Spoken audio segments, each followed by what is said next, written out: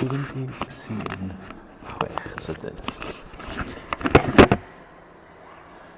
Like add source. Reit,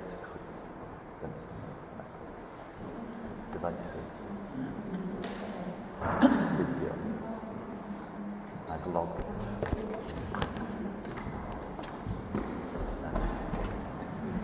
Just agor o fyny. Just sticker. Na, just tynnu o dragio fo.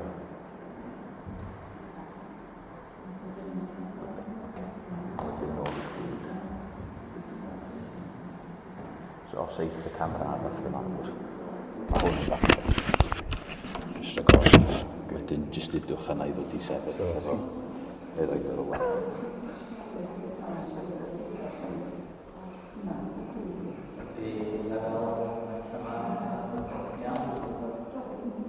Mae'n mynd I chwarae fyw rwan. Na I jecio hwnna fe. Na I sefyll tu allan yn ei checio.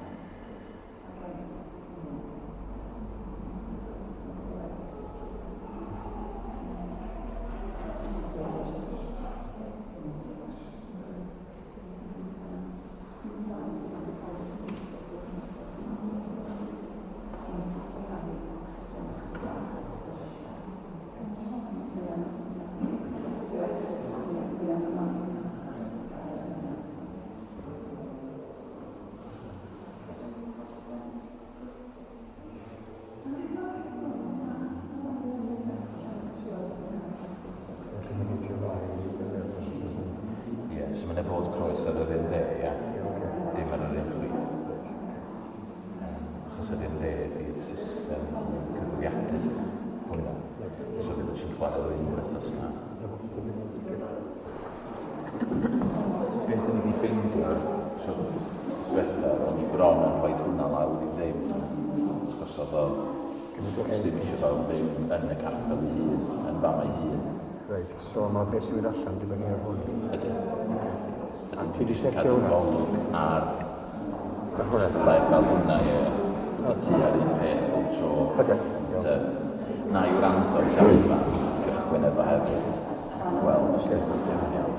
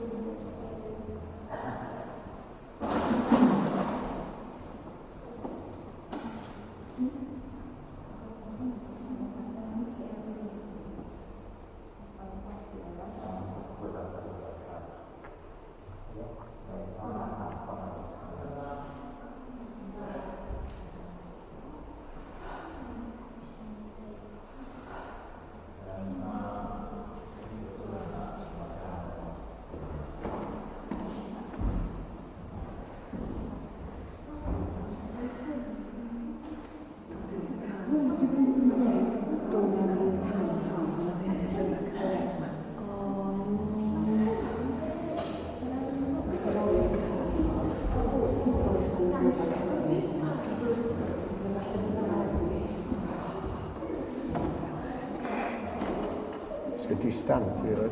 Right, ti'n stand e. Ie, lyfr yma, oedd di... Ti'n neud fel? Dau. Da, na, fath o. Rai lemon. Di... O, ie, iawn, oce, so gen i honna. Dim ond di hynny. Hwnna ar gyfer y lemon o man.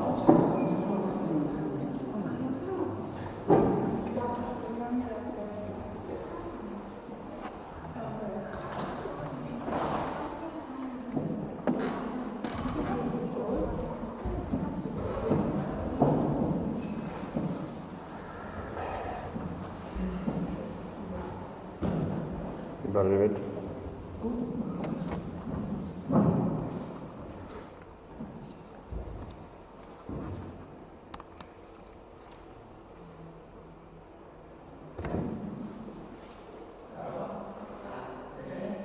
Wel, croeso chi fan ar bore newydd yma i addoli. Dwi'n ddiolchgar y trafod o i neu at Awst a chael defnyddio neuadd croeso yn arbennig i neu sydd i fyno.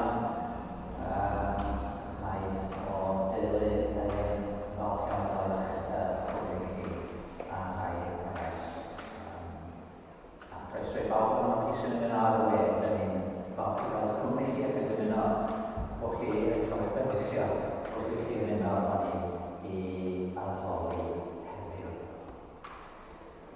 Newyddion da, da ni'n cael canu wrsos yma, y fan yma. I ni beidio gweithio canu felly, ond cadw masgau ymlaen wrth i ni ganu yr yna. Ond gadwch i ni ddechrau efo'r gair o weddi, gadwch i ni weddi. O ddiwyd tân, da ni'n ddiolchgar am y cyfle da ni'n cael bore mor newydd i ddod at ein gilydd. Da ni'n ddiolchgar o ddiw tân bod ti yn ddiw trigarol, yn ddiw grasol, yn ddiw sydd yn croesawu'r rhai o ni i gwmni ni. A da ni'n ddiolchgar o ddiw tân am y cyfle heddiw'n arbennig i feddwl o ti wedi caru ni a fod yma ti neges o ti am i'r byd i glywed. O ti am i bobl gael clywed am ddegariad ac yn yr Awst. Ti am i bobl ymateb i'r cariad y gras. Gad i ni o'r tad efo'n gilydd bore yma. Gad i ni sylweddoli o'r newydd. Mor fawr ydy gariad chdi. A mor fawr ydy cyfrifoldeb ni i rannu newyddion da. A phawb a phob un gyda ni. A da ni'n rhoi'r cyfan i ti gan weddi'r ydy'n gwylio drosto ni ac yn rhoi ni fel menydd wrth i ni gyd addoli trwy'r ysbryd lan. Drwy'n weddi, trwy Iesu Grist, hadwydd a gwared o'r dod. Amen. Wel, da ni am ganu efo'n gilydd fi gano ni yn hemyn gyntaf. Fenaid mola ddiw'r gogoniant. Dŵr y drysau at ei rhan. Ti a brofodd ei gwared. Dymedodd rhoddion mawr yn y dderbyn gan Dduw. Ti a brofodd ei gwared. Mae o grwydd yn rhywbeth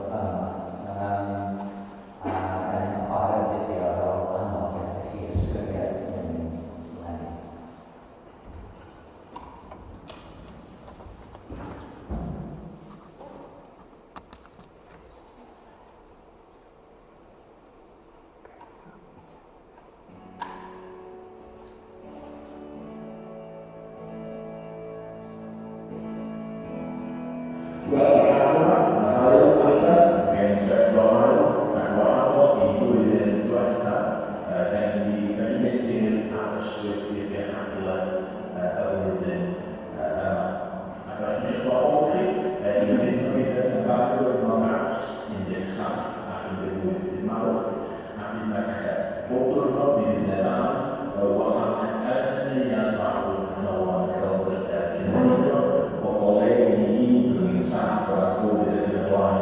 Croeso arbennig i wneud ohonych. Helo, be i Capel, mi sy'n gwneud yr amgylchiadau yn y blwyddyn yma, 11/4/9. So hwn yw llawrynydd, y chadnos o Ffynnon a Gofyn. Ond y Ffynnon bod canonau saith i ffonni trwyddo, a dyna beth eisiau chi weddio dros o fi.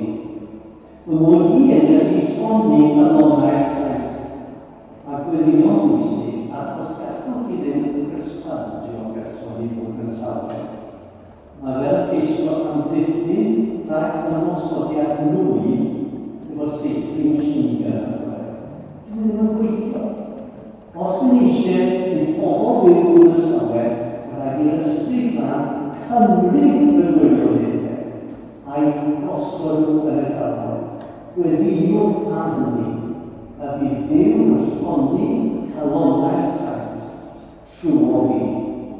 Gobeithio ydych chi fod yn aml person, os ddim ydych chi weld yn fyw ar y we neu nes yma.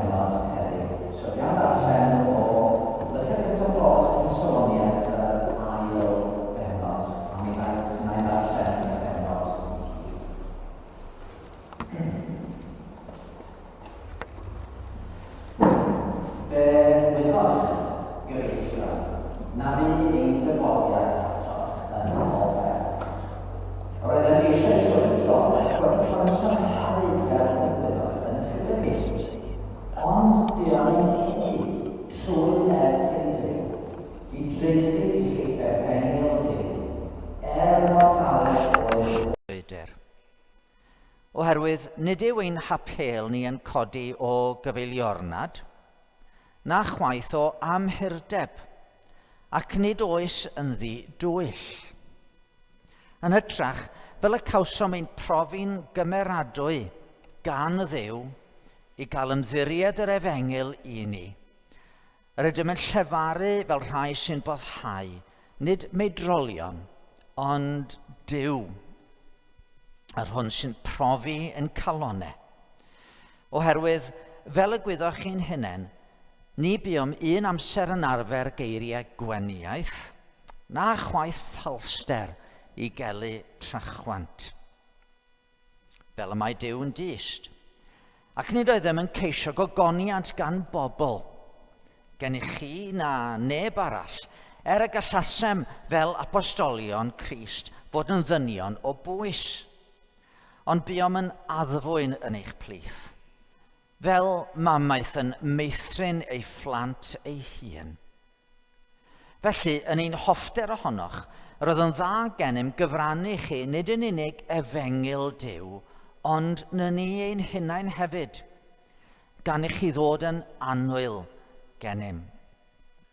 Oherwydd yr ydych yn cofio gyfeillion am ein llafur a'n llydded. Roeddem yn gweithio nos a dydd, rhag bod yn faich ar neb ohonoch, wrth bregethu efengil Duw i chi. Rydych chi'n dystion a Duw yn dyst hefyd mor sanctaidd a chyfiawn a di-fai y bu ein hymddygiad tuag atoch chi sy'n credu.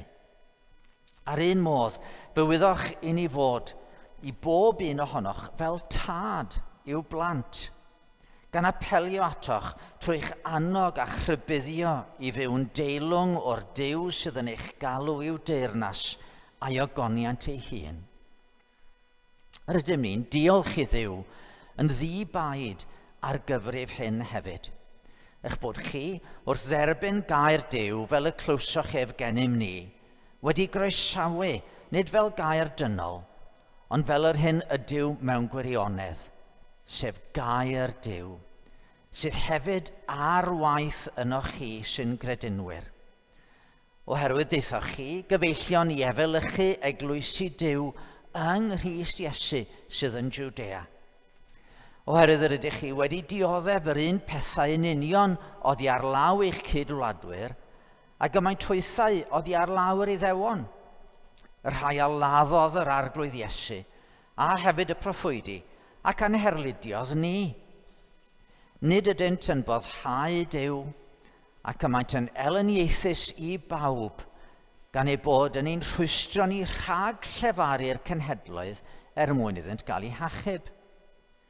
Felly, ymaint bob amser yn cyflenwi mesur eu pechodau, ond y mae'r digofaint wedi dod arnynt o'r diwedd.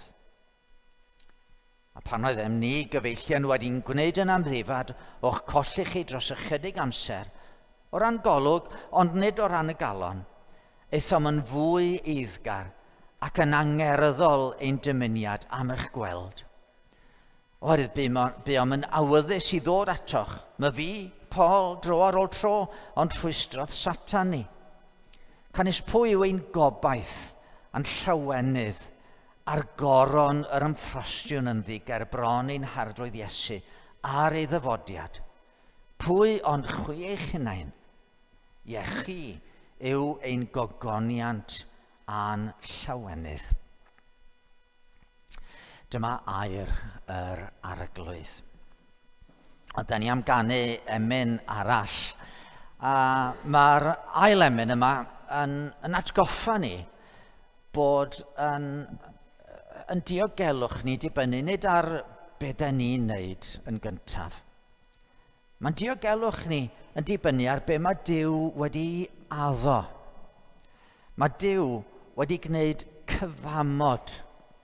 Mae wedi addo. Dyw'r tad wedi addo i'r mab. Bod o yn mynd i dderbyn pawb y mae'r mab yn marw drostyn nhw. Mae'r mab wedi addo i'r tad y bydd o yn cymeryd beiau rhai fel chi a fi ac yn dioddau drostyn nhw ar y groes. Mae'r ysbryd glân wedi addo i'r tad a'r mab bydd o'n cymryd y newyddion rhyfeddol yma am faddeuant ac yn gweithio i roi calon newydd i rai sy'n credu'n Iesu Grist a rhoi bywyd newydd iddyn nhw. Mae'n gyfamod. Mae Duw ei hunan wedi'i wneud ac felly dyn ni'n ddiogel yng nghariad Duw. Cyfamod hedd, cyfamod cadarn Duw. Ni siflo i le, nid ie a nag yw. Cyfamod gwir, ni chyfnewidir chwaith, maint ei pla, daw tyrfa i ben ei taith. A bydd y geiriau fyny ar y sgrin i ni.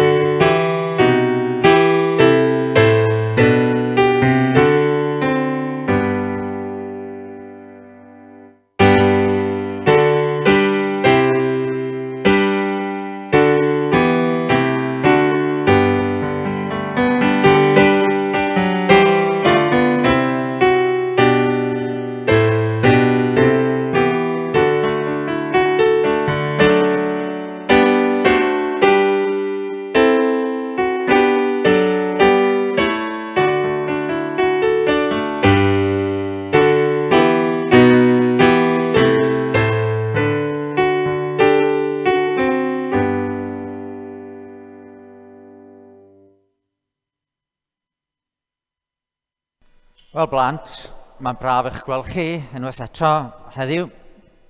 Ac mae heddiw yn ddiwrnod hapus lle da ni'n cael dod at ein gilydd. Ond hefyd, mae ddiwrnod chydig bach yn drist. Heddiw, da ni wedi tata wrth rhywun. Da ni wedi tata wrth Elin. Mae Elin yn mynd i fod yn mynd ffwrdd a'n gadael ni. Rwan, cyn sôn chydig bach am hynny, dwi eisiau eich holi chi pwy sydd yma yn hoffi darllen. Oes? Mae yna rai o'ch chi'n hoffi darllen. Reit. Be sy'n well gynnwch chi, darllen llyfr neu gweld ffilm? Os yw'n wedi darllen Harry Potter, rai llyfrau Harry Potter, reit. Be sy'n well gynnwch chi, llyfr Harry Potter neu ffilm Harry Potter? Pawb sydd well gyda nhw ffilm na'r llyfr? Reit, mae yna rai yno chi. Rhai'n well gynnwch chi'r llyfr? Oes, reit, na fo. Mae yna bob math o lyfrau.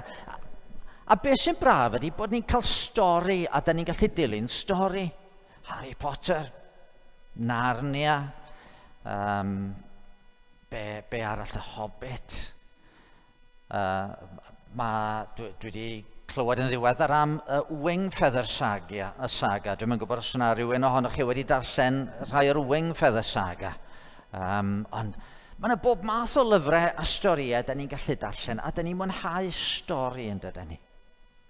Ond wrth gwrs y stori yna, dyn nhw'n storis gwir yn adyn. Rhywun sydd wedi dychmygu nhw. Pan da ni'n mynd at y Beibl, da ni'n clywed am stori wir. Stori fawr. Stori Duw a stori Iesu Grist. A'r bobl mae Iesu Grist yn dod fewn i'w bywydau nhw. A pan da ni'n credu'n Iesu Grist, da ni'n dod yn rhan o'r stori yna. A dyna beth sy'n rhyfedd ynddo. Da ni'n cael bod yn rhan o stori fawr Iesu Grist. Ac bod ni'n drist bod Elin yn gadael, mae gwirionedd, mae Elin hefyd yn rhan o stori Iesu Grist.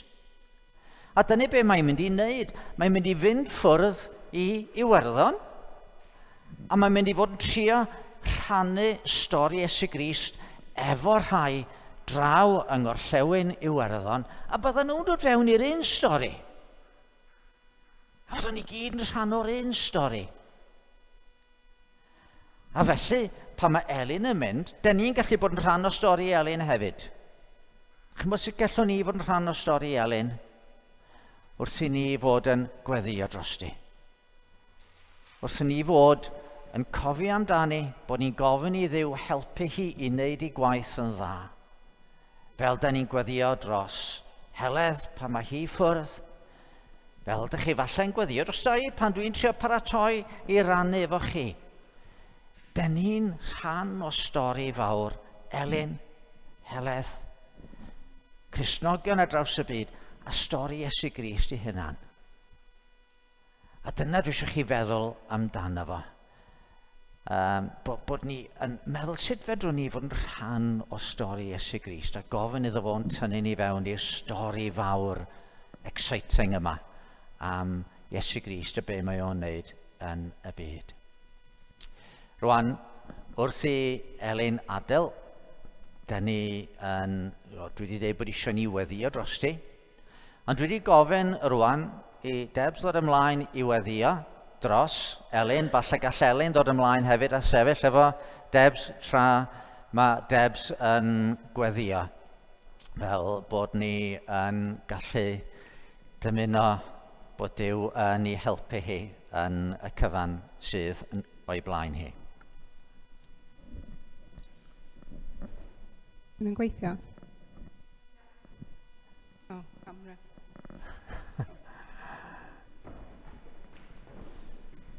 Iawn.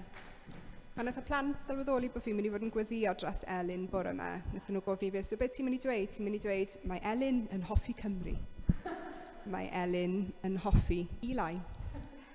Mae Elin yn hoffi burritos. Mae Elin yn hwyl. A mae Elin yn caru Iesu Grist, felly mae yn braint i fi cael gweddio dros i hi nawr.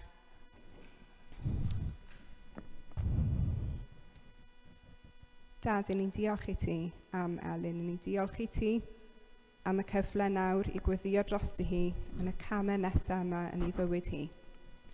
Ni'n diolch i ti am ddod â hi i Fangor, blynyddoedd yn ôl fel myfyrwraig. Ni'n diolch i ti am y cyfle gath i fyna i fod yn rhan o'r Undeb Cristnogol, i rannu ffydd mewn ffordd llawn sêl gyda pobl eraill yn y prifysgol. Ni'n diolch i ti bod hi wedi mynd mlaen i wneud relay ac i fod yn staff worker gyda UCCF. Ni'n diolch i ti am y cyfleoedd gath hi yn y gwaith yna. Ni'n diolch i ti hefyd am y ffordd mae wedi bod yn rhan o Capel y Ffynnon dros y flynyddoedd diwetha. Ni'n diolch i ti am y gwaith ieuenctid mae wedi bod yn wneud. Ni'n diolch i ti hefyd am y ffordd mae hi wedi annog ni ac yn herio ni i efengylu ac i estyn allan i'n cyd Cristnogion ni. Ni'n diolch i ti am y sêl yna sydd gen i hi dros ei chyd Cymru a'r baich yna sydd gyda hi. Ni'n diolch i ti, o Dad, am arwain hi nawr yn y camau nesaf i fywyd hi. Ni'n diolch i ti bod pethau wedi gweithio allan mor berffaith iddi hi dros y blwyddyn diwetha yma wrth edrych ar mynd drosodd i Iwerddon ac i wneud y gwaith yn yr ardal yna, Dad, yn Galway. Ni'n gwyddio bydde di yn bendithio y gwaith yna. Bydde di yn rhoi cyfleoedd i Elin i tyfu yn ei ffydd. Bydde di yn dwy'n ffrwyth i'r gwaith yn Iwerddon. Ni'n gwyddio bydde di'n gweld pobl yn dod i'r ffydd. Bydde di'n gweld pobl yn dod yn agosach at y ti. Ni'n gwyddio hefyd yn ymarferol wrth iddi symud drosodd yna. Bydde di'n setlo, bydde di'n ffindo eglwys lle mae'n teimlo'n hapus ac yn cyfforddus a lle mae'n gallu defnyddio ei ddoniau hi a lle mae hi'n gallu cael ei ddefnyddio yn dy ddeyrnas di. Ni'n gweddio iddi ffindo lle i fyw yn mwy parhaol. Ni'n gweddio iddi wneud ffrindiau newydd. Dad, ni'n gweddio wneud i helpu hi wrth iddi dod i nabod i chydweithwyr hefyd a setlo mewn i'r rôl newydd. Dad, mwy na dim byd, ni'n gweddio wneud i bendithio hi yn bersonol. Dad, ni'n caru hi, ni'n mynd i methu hi yn yr eglwys yma. Helpa ni i fod yn ffyddlon, i weddio dros i hi yn gyson ac i cadw mewn cysylltiad gyda hi. Ni'n gweddio dros hi ag Eli yn ei perthynas bydde di yn cadw nhw yn agos at ei gilydd ac yn agos at ti. A ni'n gweddio dros teulu Elin hefyd bydde di yn bendithio nhw wrth iddyn nhw gweld i merch nhw yn mynd i ffwrdd ac yn ei cam nesaf i bywyd hi. Dad, ni'n diolch i ti am y ffordd ni wedi gweld mor amlwg dy fendith yn bywyd Elin, a'r ffordd wyt ti wedi'n bendithio ni trwyddi hi. Jyst yn mynd i darllen o numeri.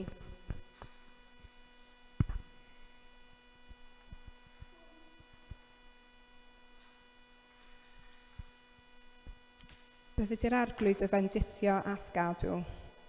Bydde di'r arglwydd lywyrchu ei wyneb arnat a bod yn drigarog wrthyt. Bydde di'r arglwydd edrych arnat a roi i ti heddwch. Amen.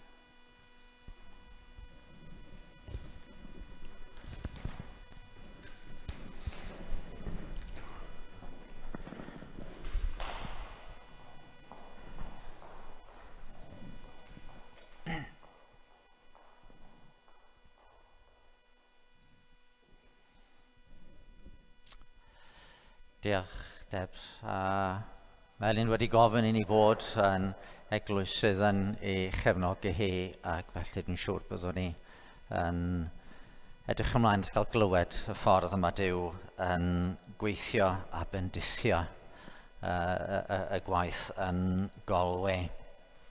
Rwan, da ni am ganu emyn cyn troi at y gair. A mae'r emyn yma'n sôn am y stori fawr. Y stori fawr yr arglwydd Iesu. Mae'r pennill cynta'n cychwyn yn y meslem, ni o'n paham fod gwrthrych mawr langylion yn rhoi di fryd ar achub dynol ryw, pan by'r bugail geisio'r afradlon i'w gyrchu adref nôl i gorlan Duw. Ond hynna o'n, ei eni efo forwyn, a ffresau Bethlem roddwyd iddo'n gryd, a rhodiodd isel lwybrau Galilea, ac felly rhoddwyd ceidwad gwyw i'n byd. A mae'r trydydd pennill yn sôn am yn rhan yn ni yn y stori. Ni o'n pa faint ni o'n pa fodd cyhoeddir i achawdwriaeth i'r holl genhedloedd ar hyd de ar las. Sut daw i'r gogledd de gorllewin dwyrai newyddion da efengil dwyfol ras. Ond hynna o'n fe wel o ffrwyth ei lafur, ac o bob llwyth daw ffrwyth i'w Aberthryd, ac ym mhob iaith fe glywir buddigoliaeth pan lwydda'r sôn am ceidwad cry drwy'r byd. Ac efallai bod hi'n addas bod hi'n canu hon hefyd, achos mae'r dôn ydi Danny Boy, neu London Derriere, efo Elin a Heledd hithe hefyd yn mynd i Iwerddon yn ystod y mis yma.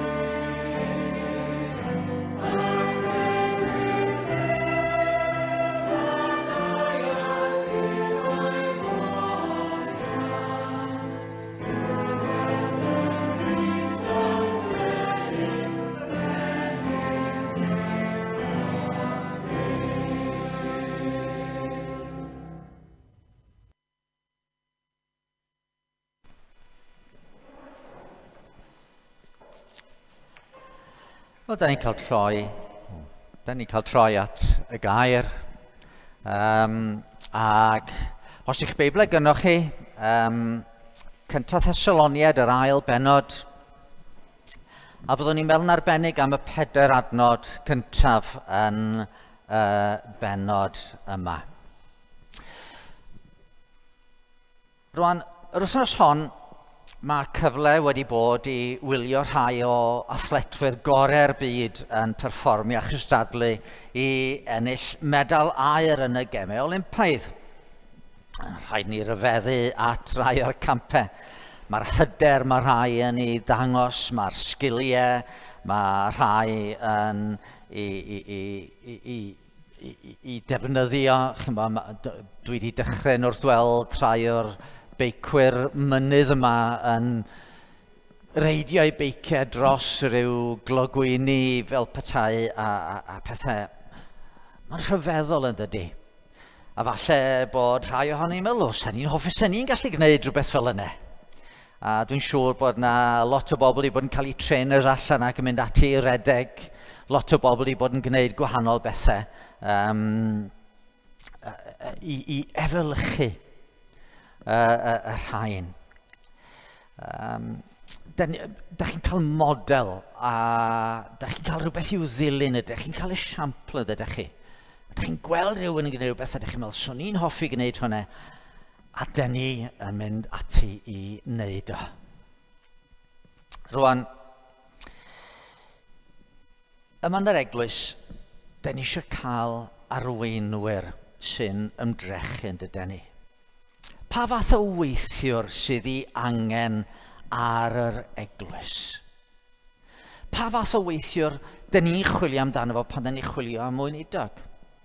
Pa fath o weithiwr di Elin am fod pan mae hi'n mynd allan i Iwerddon a heledd pan mae hi'n mynd i ddilyn? Pa fath o weithiwr ddylwn ni fod? Be ddylan nodweddu arweinydd da yn yr eglwys, neu gweithiwr da i'r arglwydd Iesu Grist? Mae wir am bob Christian ydy, sut rai dylen ni fod? Sut fedrwn ni fod yn ddisgyblion da i'r arglwydd, ond yn arbennig i'r arweinwyr, i'r rhai sydd ar y front line. Mae'n y gwestiwn, sut fedrwn ni fod yr hyn ddylen ni fod mwyn yr arglwydd Iesu Grist? A rhan o'r broblem, wrth gwrs, ydy da ni gyd yn gwybod bod ni'n methu. Da ni'n teimlo'n annigonol. Oedd na rhywun yn doedd yn deud bod Boris Johnson wedi deud diwrnod o'r blaen, neu bod wedi deud sawl tro falle, how on earth am I in this job? Sut mae o'n brif weinidog? Falle bod ambell un arall yn holi'r un cwestiwn. Ond yn sicr, da ni sydd yn weithwyr Cristnogol yn aml yn holi pan bod Duw di'n alw fi i wneud y math yma o waith. Ond fel mae pobl yn gallu efelychu athletwyr yn y gemau Olympaidd, felly da ni'n cael model yn yr ysgrythur, modelau yn yr ysgrythur, o sut rai ddylen ni fod. Y model perffaith ydy'r arglwydd Iesu Grist. Ond mae'r apostol Paul hefyd a'i gydweithwyr yn dangos i ni sut rai oedden nhw. A da ni wedyn yn gallu efelychu rhai fel yna a meddwl, wel, dyma beth oedd yn cyfri iddyn nhw. Dyma beth oedden nhw'n feddwl oedd angen iddyn nhw ganolbwyntio arno fo. A dyna da ni eisiau meddwl amdano fo heddiw. Sut weithiwr ddyle gweithiwr i Grist fod? Ac felly, sut un ydyn ni eisiau galw i fod yn weinidog yma? A sut y rai ydyn ni sydd yn gweithio, sut y rai ydyn ni fod? A'r pwynt cyntaf sydd gen i ydy, mi oedd gan Paul nod yn ei weinidogaeth. Mi oedd ganddo fo nod yn ei weinidogaeth. Dyma lle da ni'n dechrau yn y benod yma. Fe wyddwch eich hunain gyfeillion, na fu ein dyfodiad atoch yn ofer. Mae'n rhywbeth ofnadio ddigalon am weithio'n galed i drio wneud rhywbeth a hwnnw wedyn yn methu yn llwyr. Ni di gweld os dweitha rhai wrthi yn paratoi am flynyddoedd i fynd i'r gemau Olympaidd ac wedyn just cyn i'r gemau gychwyn maen nhw'n cael prawf positif am Covid-19 a dyn nhw'n gallu cymryd rhan. Mae'r holl baratoi wedi mynd yn ofer. Neu mae yna rhywun arall yn cymryd rhan mewn ras feics a mae wrthi yn rasio a crash.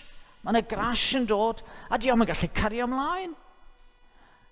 A mae'r cyfan o'r gwaith paratoi wedi mynd yn ofer. A'r un sy'n gwneud i'n anodd ydy bod yna gymaint o baratoi wedi digwydd achos bod yna nod y fedal air yna. Y nod werthfawr yn gweithio tuag ati. A mi oedd Paul efo nod oedd yn gweithio'n galed yn aberthu, yn dioddau ac yn wynebu pob math o galedu. Pam? Achos bod ganddo fo nod. A'r nod honno oedd gweld pobl wedi trawsnewid gan yr Efengyl. Mi ysgrifennodd o at yr eglwys yng Nghorinth gan ddeud, fy mod yn rhydd oddi wrth bawb, rwyf wedi gwneud fy hun yn geithwas i bawb, mwyn ennill rhagor ohonynt. I'r iddewon, eithaf fel iddew, mwyn ennill iddewon. I rai sydd dan y gyfraith fel un ohonynt hwy, nad oedd fy hynna'n dan y gyfraith, mwyn ennill y rai sydd dan y gyfraith. I rai sydd heb y gyfraith fel un ohonynt hwythau. Nad oedd heb gyfraith Duw gan fy mod dan gyfraith Crist, mwyn ennill y rai sydd heb y gyfraith. I'r gweiniaid eithaf yn wan mwyn ennill y gweiniaid, rwyf wedi mynd yn bob peth i bawb, mwyn i mi mewn rhyw fodd neu gilydd achub rhai. Oedd o eisiau gweld pobl wedi i trawsnewid. Weithiau oedd o'n pryderu. Oedd na broblem di codi yn eglwys y Galatiad ac oedd na rai wedi dechrau amer Efengyl a meddwl bod rhaid nhw'n gwneud rhywbeth arall mwyn cael ei hachub. Ac oedd o'n sgrifennu at nhw yn dweud, mae arnaf ofn, mae'n ofer yr oedd wedi llyfurio ar eich rhan. Oedd ganddo fo'r nod yma a'r nod yma oedd pobl. Doedd o ddim yn fodlon os nad oedd o'n gweld bywydau wedi cael ei trawsnewid. Pobl oedd unwaith ar ei ffordd i golledigaeth tragweddol. Cael ei troi at ffordd y bywyd. A dyna nath i ymweliad â Thessalonica yn rhywbeth mor braf pan nath honna. Dyma na lawer ohonyn nhw yn credu, dyma na lawer ohonyn nhw yn troi a dod i ffydd. Oedd y nefoedd yn mynd i fod yn llawnach am iddo fo fynd i Thessalonica. Roedd Crist yn mynd i gael mwy o glod ag o goniant a mwy o ffrwyth i lafer i enaid. Mi oedd pobl wedi cyfodi i fywyd o farwolaeth i pechod. A dyna ydych chi'n gweld sy'n gwneud yr hyn mae Elin eisiau gwneud yn Iwerddon. A'r hyn mae Heledd eisiau gwneud efo'r myfyrwyr tramor fydd yn dod i Iwerddon. A'r hyn yr ydw i yn ei wneud wrth i mi sefyll fan yma'n rhannu gariw. Dyma sy'n gwneud yn gwaith ni mor bwysig, mor hanfodol, mor ryfeddol o dyngedfennol. Diolch am y meddygon a'r nyrsys sydd wedi bod yn gweithio dros y flwyddyn a hanner dweitha yn wyneb y pandemig. A maen nhw yn gallu cadw a rhoi mwy o fywyd i bobl. Maen nhw'n gadael i bobl brofi rhai blynyddoedd mwy o fywyd. Ond dyn ni yn agor y drws i fywyd tragweddol. Y fendith i bobl gael derbyn bywyd tragweddol. Dyma'r nod, nid cynnal trefn, Nid cychwyn clwb crefyddol draw yn Galway fydd Elin. Wrth i ni feddwl am weinidog i ddod ato ni, dyn ni chwilio am rywun sydd ar baich ar ei galon dros eneidiau. Yn caru pobl ddigon i lafurio mwyn i gweld nhw'n troi, yn credu, yn cael eu cynnal ar hyd i taith ac yn helpu ni gael yn cynnal ar hyd yn taith, fel bod ni'n profi bywyd trygwyddol. A ryw ddydd fel oedd yr emyn oedden ni'n ganu, pan fydd Crist yn dod nôl a fyddwn ni gyd efo fo am dragwyddoldeb mewn gogoniant. Mi oedd gan Paul nod ar gyfer ei weinidogaeth. Yr ail beth. Mi oedd Paul yn hif yn rhannu i efengil. Yr ail adnod yn y benod yma. Yr oeddem eisoes wedi dioddef ac wedi cael yn syrhau fel y gwyddoch yn Philippi, ond buom yn hi trwy nerth ein Duw i dreithi chi efengil Duw, mor galed oedd y frwydr. Roedd y nodwedd o'r apostolion o'r cychwyn cyntaf, nodwedd oedd wedi ysbrydoli gan yr efengil a gan gariad at bobl. Ond oedd na ryw hyder, a mwy na hyder, oedden nhw'n hi. Meddyliwch am y demtasiwn i'r apostol Paul fod yn ddistaw. Oedd o a Silas wedi dioddef yn Philippi. Dwi wedi sôn o'r blaen ydw i. Oedd y chwipiodd arnw ddioddef yn ddigon i anafu pobl am oes. Mi fydde'r creithiau yna am oes, a mi fydde ambell un ar ôl cael ei chwipio, mi fydde ei cefnen nhw'n gam. I ddweud i gwir, mae'n ddigon posib bod yr apostol Paul i hynna'n. Pan mae'n sôn am y swmbl yn y cnawd, gallai fod yn sgil effeithiau yr oll chwipio oedd o wedi gael. Oedd o'n boenus, oedd o'n gywilyddus, oedd o'n fraw, oedd o'n ddychryn, ac oedd rhai pobl wrth gael ei chwipio fel hyn hyd yn oed yn marw. A fydde'n hawdd iawn i Paul fod wedi dweud, dwi wedi diodde'n Philippi, reit, dwi'n mynd i gymryd 6 mis allan mwyn gwneud yn siŵr mod i'n gwella'n iawn. Ac wedyn na i drio meddwl am rywle tawel i ail ddechrau. Falle fyddai ddim yn wynebu'r un fath o'r wynebiad. Ond na, mae'n mynd o Philippi mlaen i Thessalonica. Ac mae yna iddewon fanno sy'n gallu codi cynnwr fyny erbyn o. Mae yna eilyn addolwyr sy'n mynd i fod yn cwyno bod pobl yn gadael i demle. Mae awdurdodau rhyfain yn gallu mynd a peri pob math o ddioddau. Ond ydy o'n stopio? Na. Mae o'n hi. Bold ydy'r gair yn Saesneg yn dydy. Mae o'n mynd ati. Gallwn ni feddwl am yr apostolion eraill. Dyma chi griw, meddyliwch am yr apostolion, pan nath yr arglwydd Iesu gael ei arestio yng Ngardd Getsemane, dyma nhw'n ffoi am ei bywydau. Pedr yn gwadu'r arglwydd. Ac eto fewn ychydig wythnosau, mae Pedr ac Ioan yn sefyll o flaen y Sanhedrin, y bobl nath gynllwynio i Iesu hynna'n gael ei groeshoelio a'i ladd. Maen nhw'n sefyll o flaen yr un bobl. A be mae Pedr yn ei ddeud? Sori bod ni wedi creu trafferth. Na. Lywodraethwyr y bobl a heneried, os ydym ni heddiw'n cael ein croesoli am gymwynas i ddyn claf, sut mae wedi echau, bydded hysbys i chi gyd ac i holl bobl Israel, mae trwy enw Iesu Grist o Nazareth. A groesoliasoch chi, meddai fo wrthyn nhw. Pwyntio bys atyn nhw a dweud, chi ddari groesolio fo, ond mae Duw wedi gyfodio.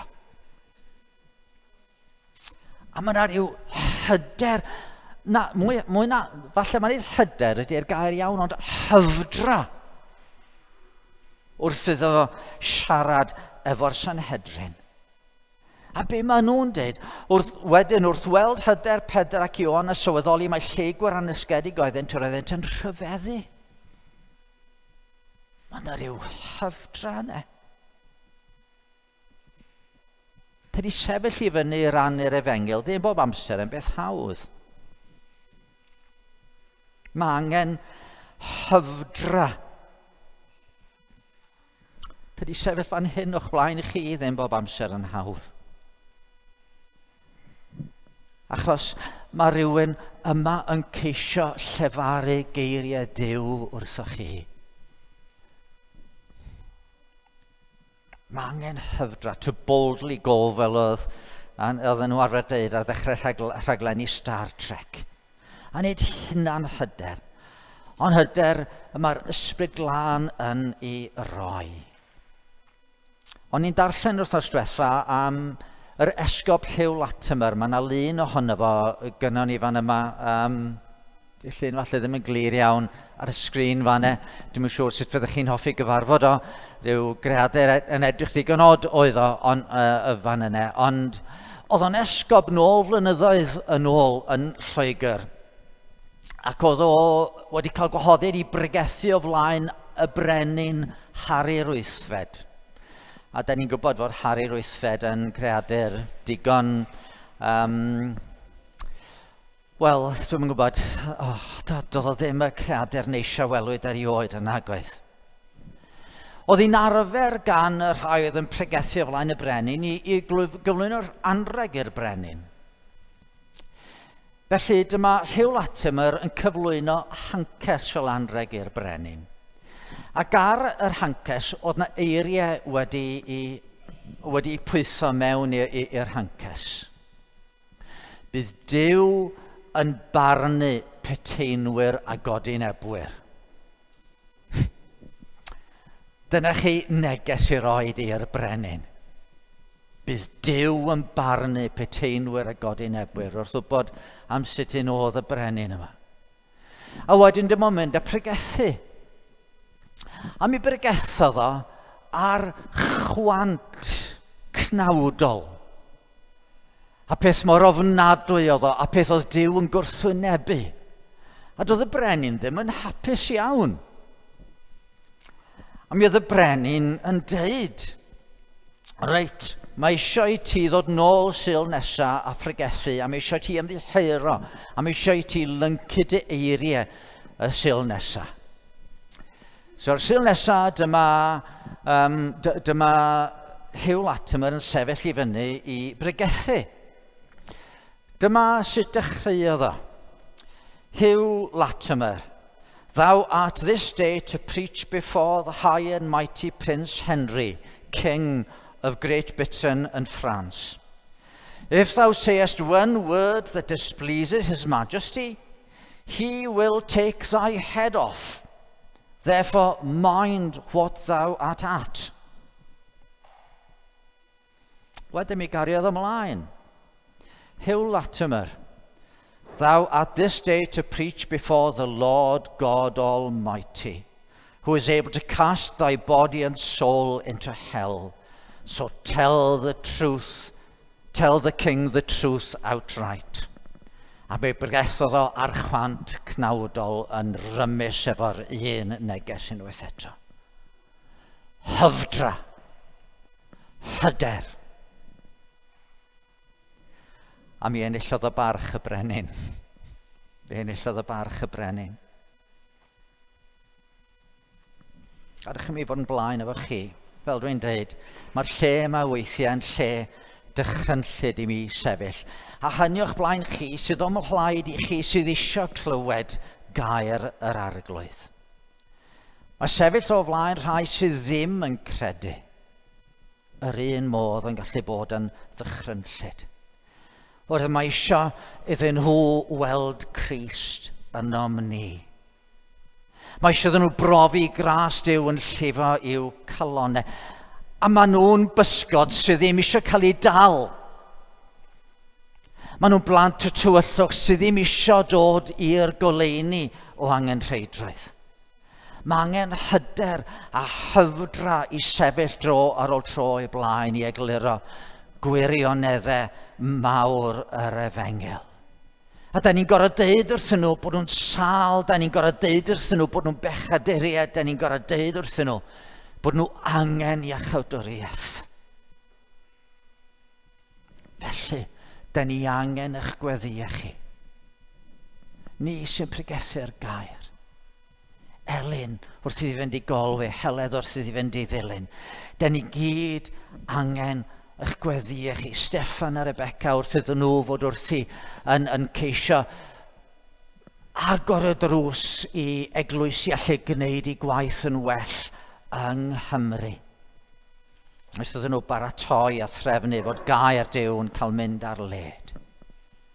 Mae eisiau eich gweddio chi am hyder a hyfdra i ni yn y gwaith. A mae hyn yn dod â ni at y trydydd pwynt. Y trydydd pwynt dwi am ei wneud heddiw. Beth sy'n rhoi'r hyfdra i ni? A mi oedd Paul eisiau plesio Duw cyn bod o'n plesio dynion, cyn bod o'n plesio pobl. Adnod 4. Fel y cawsom ein profi'n gymeradwy gan Dduw i gael ymddiried ar Efengel i ni, yr ydym yn llefaru fel rhaid sy'n byddhau nid me'i drolion, ond Duw, yr hwn sy'n profi yn calonau. Mae plesio pobl yn reddf sy'n dod yn naturiol iawn i'r rhan fwyaf ohono ni. A mae'n gallu bod yn wir pan da ni yn rhannu yr Efengil. Fel dwi'n deud, da ni'n gorau deud wrth bobl i bod nhw'n dioddef o haint marwol llawer gwaith na'r pandemig da ni di bod yn mynd trwyddo fo. Maen nhw'n gais i'w hunanoldeb i hunan, i materoliaeth i hunan, i diffyg cariad at ddyn ac at Dduw. Da ni eisiau pwyntio allan i beien o. Does neb yn hoffi cael pwyntio allan i beien, nag oes? Mae'n llawer haws ddeud wrth bobl, o, dych chi'n o reit, dych chi'n iawn. Sdim byd mawr o'i le. Dyna pam bod Efengil y Rhyddfrydwyr wedi apelio at gymaint o bobl, achos be oedd y Rhyddfrydwyr yn ddeud, oedd, wel, dych chi'n iawn, gnewch eich gorau, fydd Dyw'n siŵr o wenu arnoch chi, a dwi'n siŵr bod eich ymdrechion chi'n rhai gallech chi ymfalchio ynddyn nhw. A oedd yn porthi yn balchder yn ymdrechion i'n hunain. Mae Efengil Iesu Grist yn gwbl wahanol yn dydy. Ond deud bod yn ymdrechion gorau ni yn gwbl anigonol. A roedd Paul wedi cael comisiwn gan Dduw i fynd ar negeson. Yn ysgrifennu at y Galatiad, Paul, apostol, nid o benodiad dynol, na chwaith trwy awdurdod neb dynol, ond trwy awdurdod Iesu Grist a Duw Dad, yr hwnna cyfododd efod i'w thymeirw. A mewn man arall mae'n deud, felly o wybod beth yw ofn yr arglwydd, yr ydym y perswadio pobl. Wan, os ydych chi'n cael rhywun yn deud chi am wneud rhywbeth, cymwch chi bod chi yn gweld rhyw hen ffrind, a maen nhw'n deud, cofio fi at y teulu? Wel, falle byddwch chi yn dwyn y neges nôl at eich teulu, neu falle byddwch chi'n anghofio, ond diolch yn gwneud rhyw lawer o wahaniaeth yna di mewn gwirionedd yn y pen draw. Ond os ydych chi yn cael arglwydd y bydysawd yn deud, ewch a dywedwch, mae hwnna'n fater gwahanol yn dydy. Fel Pedr ac Ioan yn sefyll o flaen y Sanhedrin ac yn deud, a yw'n iawn yng ngolwg Duw rand arnoch chi yn hytrach nag ar Dduw. Barnwch chi, oherwydd ni allwn ni dewi a sôn am y pethau rydym wedi gweld a'i clywed. Ofn yr arglwydd. Ac da ni eisiau plesio'r arglwydd, ond nid ofn fel ofn y byd chwaith yn ac i. Ochr yn ochr ar parchedig ofn yma ger bron Duw. Mae yna rhywbeth arall. Fel mae Paul yn deud, bron yn syth ar ôl deud, o wybod beth yw ofn yr arglwydd, bron yn syth ar ôl deud hynny, mae'n deud, oherwydd mae cariad Crist yn ein gorfodi ni. cariad Crist yn cymell ni. Cariad Crist yn cael ni mewn i'r llwybr yma. Fel yn bod ni yn dymuno deud wrth bobl am gariad rhyfeddol Duw a'r cariad yn llifo atyn nhw trwy yn tystiolaeth yn gweinidogaeth ni. Ac wrth gwrs, mae hwn rhywbeth, nid jyst i ni sydd yn arwain, mae'n rhywbeth ar gyfer pob un ohono ni sydd yn dilyn yr arglwydd Iesu Grist. Gyda i lun arall, rhywun arall i ddangos i chi. Mae rhai o'ch chi wedi nghlywed i'n sôn am hwn wrth osdwytha yma falle yn gair o'r gell.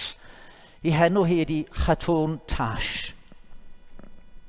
Mae hi yn 39 mlwydd oed. Mi ddoth hi i'r wlad yma rai blynyddoedd yn ôl yn ffwadur o'r Dwyrain Canol. Yng nghanol yr holl lif o ffwaduriaid ddoth. Muslim. Ac yn cyrraedd y wlad yma heb ddim. Yn profi caredigrwydd mawr gan Gristnogion. Ac yn clywed gan Gristnogion pethau oedd yn wahanol i'r pethau oedd hi wedi glywed. Oedd hi wedi clywed gan yr imams a gan yr rhai oedd yn dysgu crefydd iddi hi, na doedd Iesu Grist ddim yn fab Duw. Na doedd o ddim wedi atgyfodi. Ddweud i gwir, doedd o'm di marw ar y groes. Mae Judas ddaru farw ar y groes a bod Duw wedi rhoi llun gwyneb Iesu Grist ar Judas a bod Judas wedi cael ei ladd yn lle Iesu Grist a bod Iesu Grist wedi dianc. Ac oedd wedi cael ei dysgu. Ond oedd y Cristnogion ydy pethau gwahanol. Oedd hi'n dadle fy nhw a oedd hi'n meddwl, reit, rai mi ffeindio allan beth i'r gwir a dyma'n mynd ati i ddarllen pob peth fedre hi ynglyn â'r cyfan a dyma'n dod i sylweddoli na oedd hi wedi cael ei chamarwain. Mi oedd Iesu wedi cael ei groesoelio, oedd e wedi atgyfodi, fodd mab Duw ac oedd e wedi marw dros ei beia hi, mi ddoth hi gredu yn yr arglwydd Iesu Grist. A dyma rhywbeth yn gafel yng nghalon Chatwn. Rhaid i mi ddeud wrth ymhobol. Rhaid i mi ddeud wrth ynghyd fy slemiad. Ac felly, bob bore am 5 o gloch yn Llundain, pan mae'r Moslemiad yn mynd fewn i'r mosgs, mae hi hefyd yn mynd i'r mosg. A mae'n siarad efo nhw am yr arglwydd Iesu Grist. A pan o'n i siarad efo i rai blynyddoedd yn ôl, yn y flwyddyn cyn i mi siarad efo i, oedd yna 40 Muslim wedi dod i gredu yn yr arglwydd Iesu Grist, gan gynnwys rhyw 3 imam i hynny wedi sylweddoli. Mae Iesu Grist ydy'r ffordd, y gwirionedd a'r bywyd. A dillun dwytha oedd hi yn y newyddion. So oedd hi wedi mynd i Hyde Park, lle mae rhai yn mynd i siarad, maen nhw'n sefyll ar ben ystol neu ar ben stôl a maen nhw'n pregethu. Maen nhw'n rhannu syniadau, pobl o bob ffydd a dim ffydd o gwbl, pobl yn siarad yn amwleidyddiaeth yna gan y blaen.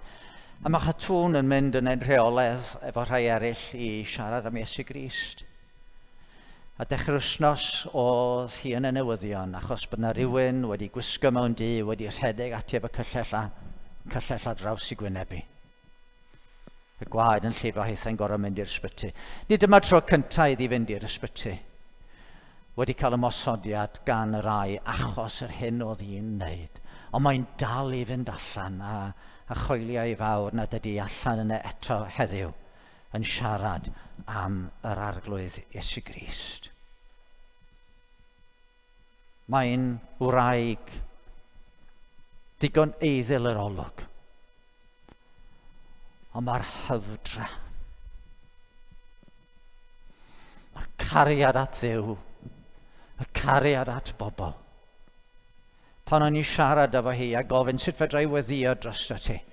A dyma hi'n dweud, dim gair am i'r gelwch chi hynna'n, just gofyn, please pray that I will have boldness to go and speak. And pray for my family who do not yet believe and who've cut all contact with me because I've become a Christian. pray that somebody would speak to them of the love of Jesus. Dwi'n di cyfarfod neb mwy dewr, dwi'n meddwl, na Chatwn.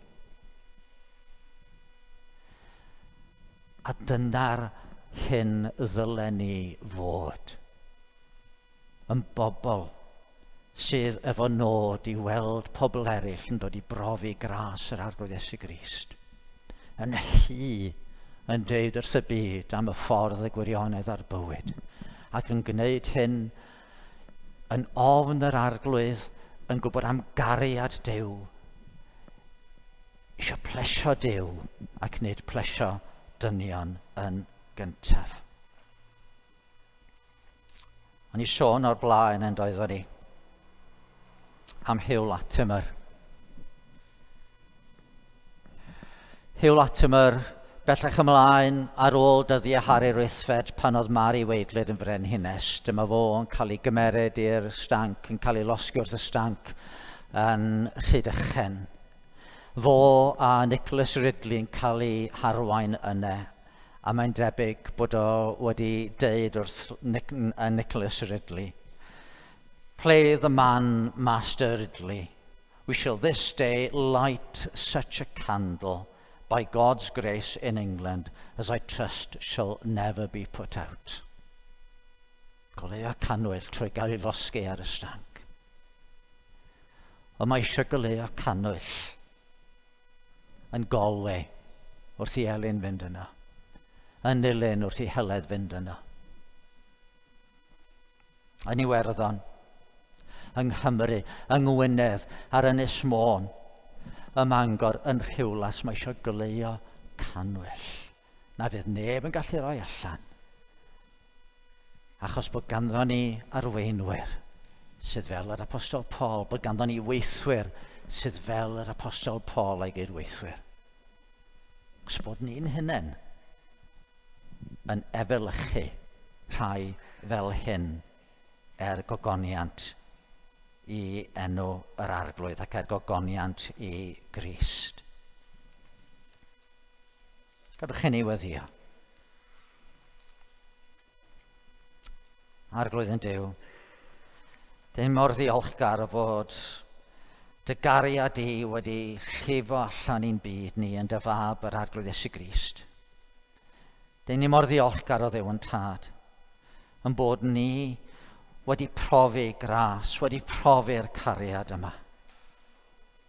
A dyn ni'n gofyn os sgwali di fo'n dda Dduw yn tad, nid i roi'r gras i ni, i rannu'r cariad yma efo eraill, trwy ddeud wrthyn nhw. Ie, deud sy'n nhw bod nhw ar goll, deud sy'n nhw bod nhw mewn tywyllwch, ond deud sy'n nhw am y goleuni sydd yn yr arglwydd Iesu Grist. Helpa ni o Dad, gogoniant i dy enw, ac trigaredd i'r bobl da ni'n dod i gysylltiad â nhw trwy gymorth yr Ysbryd Glân. Amen.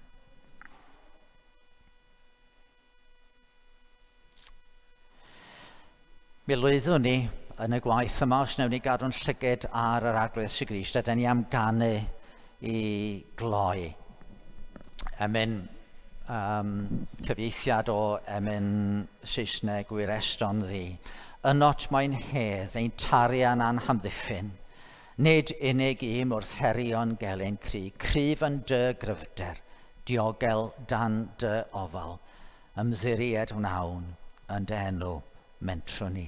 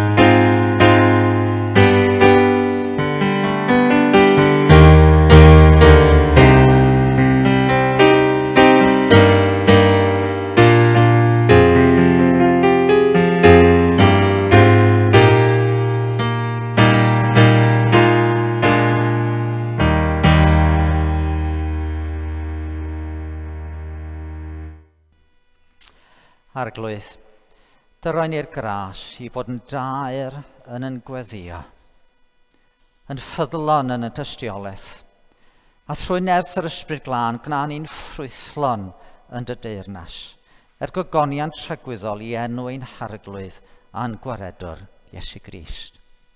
Amen.